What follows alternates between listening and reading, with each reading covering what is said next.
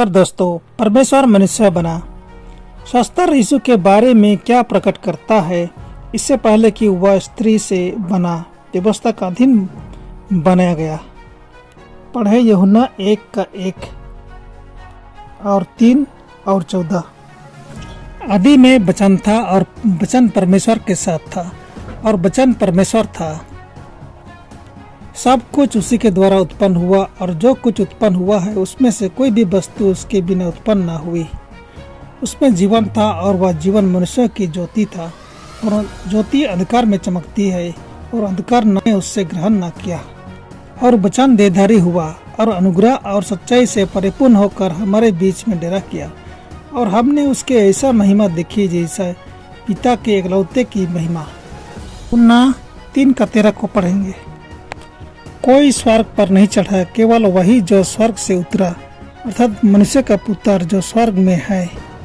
यूहन्ना 8:56 वचन से 58 पढ़ने सुन पाएंगे। तुम्हारा पिता अब्राहम मेरा दिन देखने की आशा से बहुत मगन था और उसने देखा और आनंद किया। लोगों ने उससे कहा, अब तक तू 50 वर्ष का नहीं, फिर भी तूने अब्राहम को देखा है।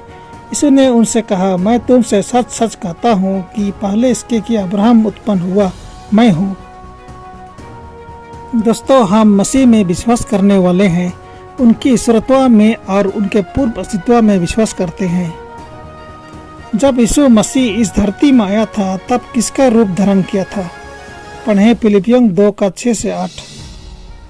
जिसने परमेश्वर के स्वरूप में होकर भी परमेश्वर के तुल्य होने को अपने वश में रखने की वस्तु न समझा, वरन अपने आप को ऐसा शून्य कर दिया और दास का स्वरूप धारण किया और मनुष्य की समानता में हो गया, और मनुष्य के रूप में प्रकट होकर अपने आप को दीन किया और यहाँ तक आज्ञाकारी रहा कि मृत्यु, क्रूस की मृत्यु भी सह ली। इब्रानियों 2:14, 16 और 17 को पढ़ेंगे। इसलिए जबकि बच्चे मांस और लहू के भागी हैं, तो वह अब भी उनके समान उनका सहभागी हो गया, ताकि मृत्यु के द्वारा उसे जिससे मृत्यु पर शक्ति मिली थी, अर्थात शैतान को निकम्मा कर दे। क्योंकि वह तो स्वर्गदूतों को नहीं वरन अब्राहम को वंश को संभलता है।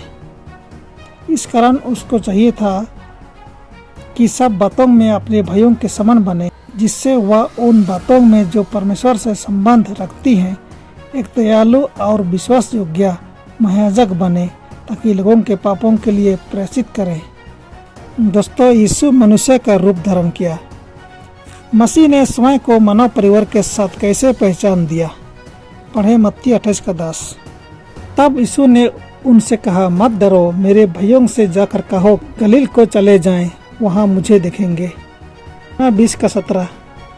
यीशु ने उससे कहा, मुझे मत छू, क्योंकि मैं अब तक पिता के पास ऊपर नहीं गया, परंतु मेरे भाइयों के पास जाकर उनसे कहा दे कि मैं अपने पिता और तुम्हारे पिता और अपने परमेश्वर और तुम्हारे परमेश्वर के पास ऊपर जाता हूँ।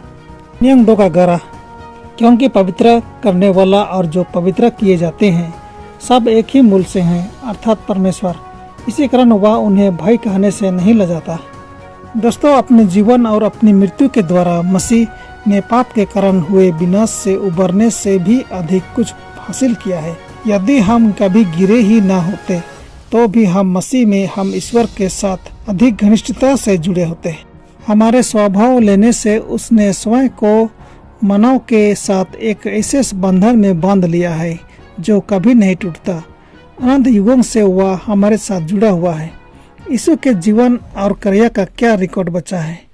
पढ़े प्रेरितों 10:38।